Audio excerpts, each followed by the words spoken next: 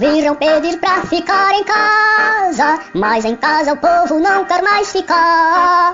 Ninguém suporta mais a quarentena, queremos voltar logo a trabalhar.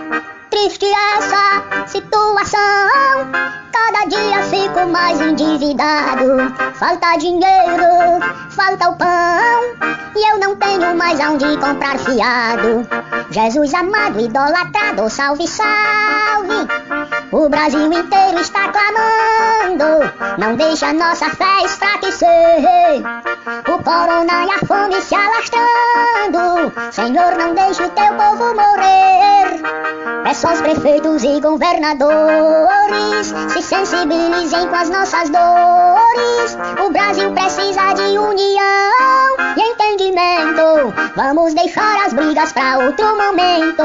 Somos